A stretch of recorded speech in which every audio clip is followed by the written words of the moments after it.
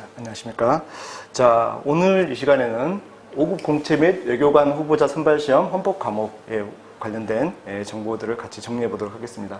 자, 이 명칭이 너무 길죠? 그래서 제가 일반적으로 줄여서 표현할 때 그냥 5급 공채 헌법 뭐 이렇게 표현을 하도록 하겠습니다. 그러면은 여러분들은 뭐 주로 외교관 후보자 선발시험을 대비하시는 분들이라 조금 언짢으실지도 모르겠지만 외교관 후보자 선발시험 이렇게 하는 약칭이 너무 약칭하기 어려운 단어들이기 때문에 그냥 5급 공채, 뭐 어차피 여러분도 뭐 사무관에 준하는 직급을 시험 치는 거니까 그냥 5급 공채라고 부르도록 하겠습니다. 자, 우리 5급 공채 헌법의 특징은요.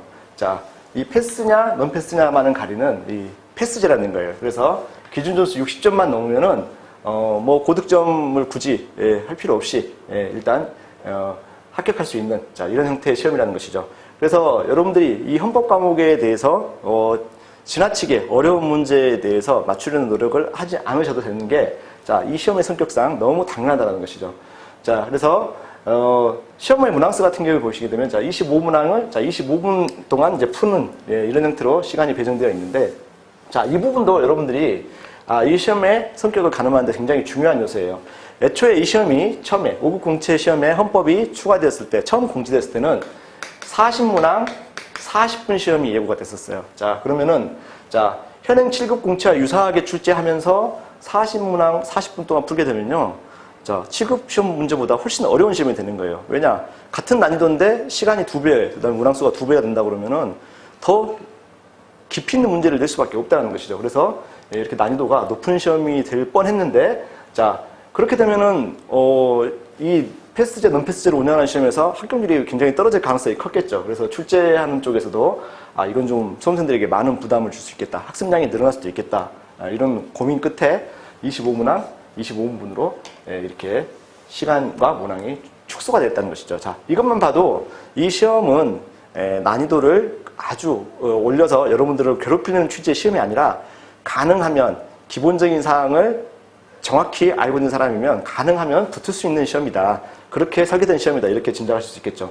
자, 그리고 처음 공지됐을 당시에는 헌법 이론 및 헌법 판례 모두를 포함한다. 즉 7급 공채와 유사한 수준의 난이도로 내되 헌법 판례도 모두 낸다는 식으로 이렇게 설명을 했었는데, 자, 살짝 25문항 25문으로 문항수를 줄여서 공지할 때 헌법 및 관련 이론에 대한 이해 이런 식으로 하면서 헌법 판례에 대한 얘기가 슬그머니 빠졌어요. 자, 여러분들은 헌법을 본격적으로 공부를 안 해보셔서 정확히 잘 모르실 수도 있겠지만 현행 우리나라에서 치러지는 헌법 과목이라는 명칭하에 시험은요, 대부분의 문제가 적어도 85%, 90% 이상의 문제가 판례 문제라고 보시면 돼요.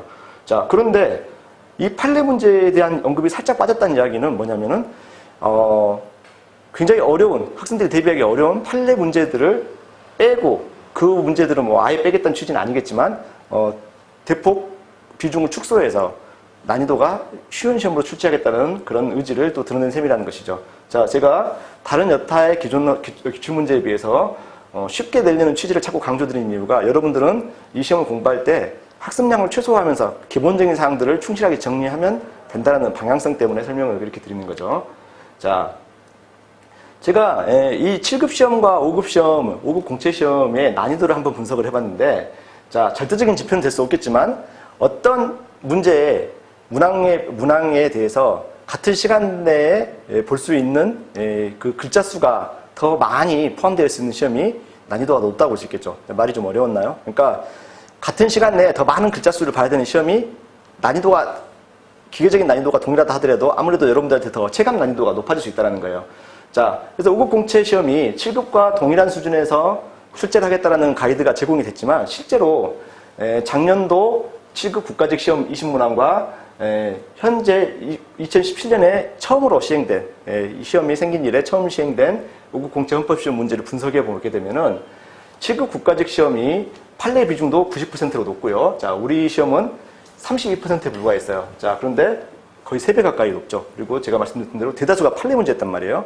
자, 그러면서 문항수도, 문제당 글자 수도, 자, 414글자와 자, 336글자.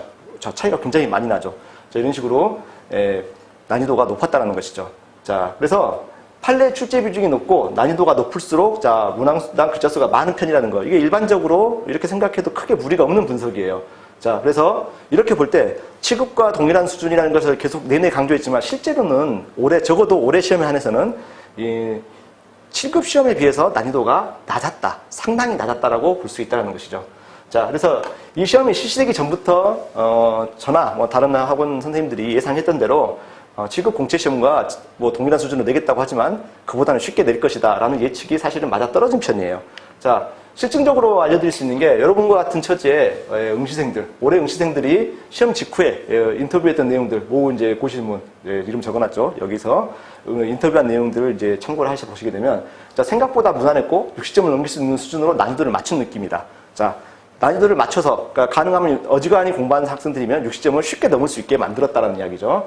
자, 그 다음에 모의고사에 비해서 쉬운 편이었다. 자, 모의고사에서는 판례 비중이 실제 시험보다는 높을 수밖에 없었을 거예요. 왜? 기존의 모든 헌법 시험들이 판례 출제 비중이 적어도 80%가 넘는다니까요. 자, 그럼 모의고사도 7급에 준해서 낸다고 했으니까 우리도 모의고사에도 실제 시험은 이것보다 쉬울지도 모르겠지만 판례 비중을 높여서 냈겠죠. 근데 실제로 판례 비중은 30% 초반밖에 안 됐다라는 거예요. 그러니까 자, 판례는 그다지 많이 출제되지 않았고 헌법 조문 문제가 많이 나왔다라는 것이죠. 자, 그래서 난이도가 대체로 쉬웠다라고. 자, 심지어는 이제 저랑 친분이 있는 다른 수험생들의 평에 의하면 허탈했다는 표현까지 있었어요. 이 정도로 나올 줄 알았으면 공부 너무 많이 했다. 자, 그래서 공부를 너무 많이 했다는 게 억울할 정도로 좀 쉽게 나왔었다. 자, 이런 평가가 있었다는 것이죠.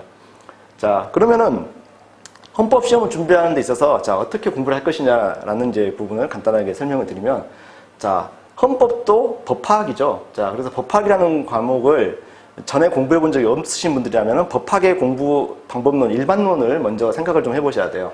그래서 법학은 개념으로 시작해서 개념으로 끝나는 학문이죠. 그래서 일상적인 용어와 달리 쓰이는 법률 용어의 개념을 정확히 이해를 하셔야 되고요. 자, 또 법학은 관계를 이해하는 학문이에요. 자, 어떤 사회에서 어떤 이해관계가 얽혀있는 부분에 대해서 어떻게 해결할 것이냐, 그 법을 통해서 어떻게 해결할 것이냐.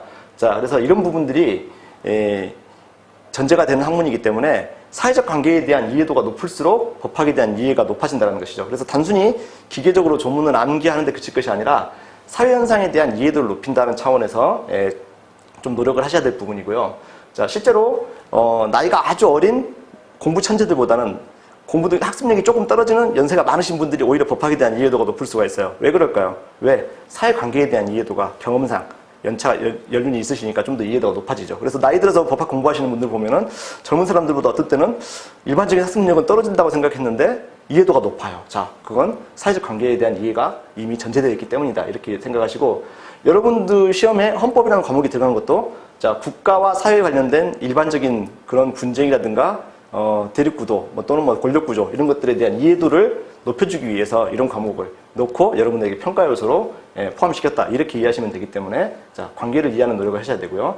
자, 법학은 또 틀이 상당히 중요한 과목이죠. 부분적인 지식만 가지고는 고득점을 하실 수가 없어요. 자, 앞에서 나왔던 내용, 뒤에서 나왔던 내용을 전체 틀 범위 내에서 이게 어떤 데에 해당하는 내용이고 자, 어떻게 연결시켜야 될지 이런 부분들을 염두에 두고 공부를 하신다는 것이죠. 그래서 지엽적인 내용만 가지고 공부하기보다는 전체를 이해하려는 노력을 하셔야 된다는 것이고, 자, 제가 시간 관계상 굉장히 빨리 설명을 드리고 있는데, 자, 이런 것을 토대로 자, 헌법을 공부하시면 된다면은 자, 법학의 공부 학습 내용 중에서 가장 중요한 것이 조문이라고 할 수 있어요. 그리고 특히 5급 공채 시험에서는 올해 시험에서 드러났듯이 조문 위주의 출제, 그리고 조문만 가지고도 합격에 가능한 점수를 획득할 수 있을 정도로 쉽게 출제되는 편이기 때문에 자, 조문에 대한 내용을 공부를 하셔야 되고요. 자, 그 다음에 이론에 대한 부분. 자, 조문을 토대로 조문에 대한 설명을 하다 보면은 이 조문이 제정되게 된 배경, 이 조문이 규율하고 있는 내용에 대한 것들이 설명이 이루어지게 되는데, 자, 이런 것들이 헌법의 이론이라고 생각하시면 되겠죠. 그래서 이런 것들도 조문과 연계시켜서 최소한의 이론적인 설명들을 이해하실 수 있게 정리하셔야 되겠고요. 자, 판례. 자, 실제로 모든 헌법 시험 문제에서는 이 판례가 당락을 좌우하는 중요한 출제 포인트예요. 자, 그런데 예외적으로 우리 5급 공채 시험에서만큼은 적어도 올해 그리고 내년 정도까지는 판례가 결정적으로 당락을 좌우할 정도로 비중이 높게 출제될 가능성은 크지 않아요. 왜? 이 시험은 응시자들이 합격률이 너무 떨어지면 곤란한 시험이기 때문이죠. 헌법에서만큼은 패스를 많이 하려는 게, 공부를 어느 정도 했으면 패스를 시켜주는 게 목표이기 때문에 자, 이 부분에 대한 공부는 조금 뒤로 밀어넣으셔도 되는데, 자, 그래도 대략적으로 판례를 이해하기 위해서는 이런 정도 공부를 해야 된다는 부분은 여러분들이 좀 참고하시기 바라고요. 우리가 모든 판례를 다 공부하는 것은 양적으로도 너무 무리가 따르기 때문에 자, 판례와 이론을 분리시키지 않고, 자, 이론을 공부하면서 이론에 녹아있는 판례의 내용 정도는 최소한 정리하자. 자, 그 다음에 모든 판례를 볼 수 없다면 소위 리딩 판례, 자, 기본 판례에 대한, 그러니까 판례의 경향을 선도하는 리딩 판례들을 숙지하자. 자, 그리고 이제 저희가 강의를 통해서 준비하듯이 출제 가능성이 높은 최신 판례, 그리고 이미 출제되었던 판례 위주로 정리하자. 이렇게 해서 판례를 완벽하게 정리할 수는 없다 할지라도 판례에 최소한만 정리한다라면은 여러분들이 합격할 가능성이 좀 더 높아질 수 있겠죠. 그래서 학습량을 줄이면서도 판례에 대한 대비를 어느 정도 할 수 있는 효과적인 학습 방법으로 이 세 가지 정도를 염두에 두시면 될 것 같고요. 자, 구체적으로 올해 시험을 분석을 해보면은 25문항 중에서 헌법 조문과 관련된 부분, 그다음 헌법 조문은 이제 전문이라는 게 있는데 전문도 역시 조문으로 포함시켜서 계산해본다 그러면은 26문항 중에 16문항, 그래서 즉 64%. 자, 60점만 넘으면 되는데 조문 문제만 가지고도 64점은 맞을 수 있다는 것이죠. 그리고 헌법 판례를 배제한 헌법 조문과 이론이라고 할 수 있는 개정사까지 포함시키게 되면 68점. 자, 이 판례와 같이 비중이 있고 공부량이 많아 보이는 부분의 출제가 우리 시험에서는 비교적 적었기 때문에 이 가장 공부하기 어려운 부분을 혹시 완전히 포기했다 하더라도 자, 68점, 거의 70점에 가까운 점수, 그러니까 패스에 필요한 점수를 다 확보할 수 있을 정도의 난이도로 출제가 되었다는 것이고요. 자, 문항수도 보시게 되면은, 자, 보통 판례가 가장 많고 공부하기 어려운 파트가 기본권론 파트인데, 자, 기본권론은 32%밖에 출제되지 않았어요. 자, 여타 다른 헌법시험, 우리 가장 유사한 비교 대상이 되는 7급 공무원 시험 같은 경우에는, 자, 이런 문항수, 기본권론에 관련된 문항수가 60% 이상은 된다고 봐야 될 거예요. 자, 그리고 판례와 결부된 내용이 가장 많이 출제되기 때문에 난이도가 높은 편이란 말이에요. 자, 근데 총론과 통치 구조론 위주로 그리고 또 조문 위주로 출제됐다는 이야기를 문항수의 비율만 각 영역별 비율만 봐도 이렇게 정리가 될 수 있다는 것이죠. 자, 간단하게 기출문제 몇 가지 이제 정리를 해보시게 되면, 자, 제가 올해 시험 기출문제를 전부 분석을 해서 각 지문별로 해설을 달아놓은 거예요. 자, 올해 시험 1번 문제인데요. 이제 책형에 따라 다를 수 있겠지만, 제가 가지고 있는 이제 책형의 1번 문제인데, 자, 첫 번째 지문을 보시게 되면은, 법관의 자격을 가진 자만이 헌법재판소의 재판관으로 임명될 수 있다 됐는데, 자, 헌법재판소에 대한 이 질문에서 지문의 OX를 판단하는 근거가 되는 것들은, 자, 이 조문들이에요. 그래서 헌법 조문, 130개 조문만 완전히 다 외우고 있었다라면은, 이 문제들을 풀 수 있었다는 거예요. 그래서 헌법책이 여러분들이 1000페이지 이렇게 되는 그런 공무원 소문서를 굳이 안 봤다 하더라도 아주 극단적으로 조문만 완벽하게 숙지한 사람들은 풀 수 있었던 문제들이라는 것이죠. 자, 그걸 실질적으로 제가 입증할 수 있게 이렇게 정리해 놓은 것들이죠. 그래서 111조 2항의 내용에서 자, 이 해당하는 부분의 내용을 알고 있으면 이 지문은 맞는 지문이구나. 자, 또는 자, 이번 지문처럼 헌법재판소 재판관은 탄핵에 의해서만 파면될 수 있다고 했는데 이것도 역시 자, 112조 3항에 의해서 탄핵 또는 금고 이상의 형의 선고라고 되어 있기 때문에 탄핵 외에도 금고 이상의 형의 선고로도 파면될 수 있다는 거, 이것을 파악할 수 있다는 것이죠. 그래서 이런 부분들을 제가 일일이 다 읽어드릴 필요는 없고 자료를 여러분들이 이제 다운받아서 보시면 되겠지만 이렇게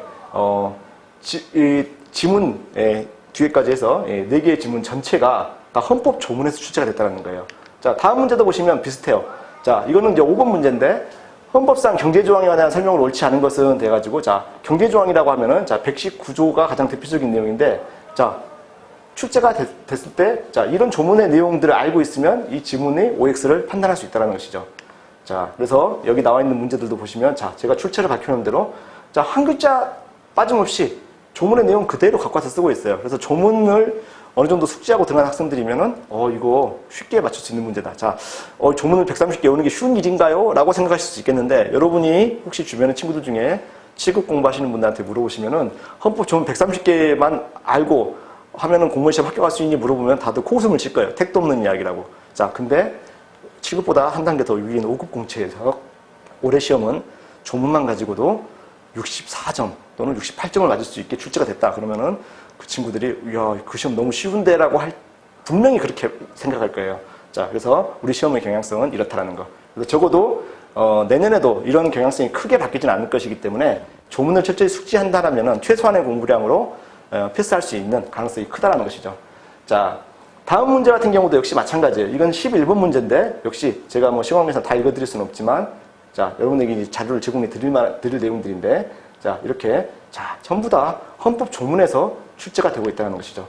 자, 그 외에 이제 20번 문제 같은 경우에는, 뭐 조문 외적으로 조금 더 이제 어려운 문제들도 좀 포함될 수 있겠지만, 자, 이 부분을 보시면, 자, 조문은 아닌데, 자, 헌정사에 관련된 부분이죠. 3차견 정당조항이 신설되었고, 자, 그래서 1차부터 9차까지 헌법 개정사에 대해서, 공부하시는 거, 이것도 헌법 공부하시는 이론 과정에서 상당히 중요한 부분인데, 자, 아주 기본적인 사항이 주체가 됐어요. 자, 그래서 이런 부분들을, 정리하시게 되면은 충분히, 단기간 내에, 그러니까 여러분들이 7급 시험 준비하시는 분들 교재와 똑같은 교재를 보면서 시간을 어마어마하게 투자하지 않으셔도 비교적 효과적으로 단시간 내에 정리하실 수 있는 방법이 보이는 게 5급 공채 헌법이라는 것이죠. 그래서 여러분들이 조문 위주의 출제가 이루어지고 있다는 거, 다른 여타 헌법 시험과는 달리 판례의 비중이 현저히 떨어진다는 거, 이 점이 두 가지 특성을 토대로 잘 준비하시기 바라고요. 혹시 저랑 이제 강의에서 만나게 되신다 그러면은 가장 공부량을 최소화하면서 합격에 필요한 점수를 딸 수 있는, 저는 고득점을 여러분들에게 보장하지는 못하겠지만 가장 적은 공부량으로 합격에 필요한 점수를 안전하게 따는 방법을 가장 열심히 분석을 해놨기 때문에, 자, 그런 방향으로 갈 수 있는 방법을 함께 연구해 보면서 합격에 필요한 공부를 할 수 있는 기회를 가질 수 있을 것 같습니다. 자, 수고하셨고요. 여러분들, 자, 방향을 잘 잡아서 공부하셔서 꼭 합격하시기 바라겠습니다. 수고하셨습니다.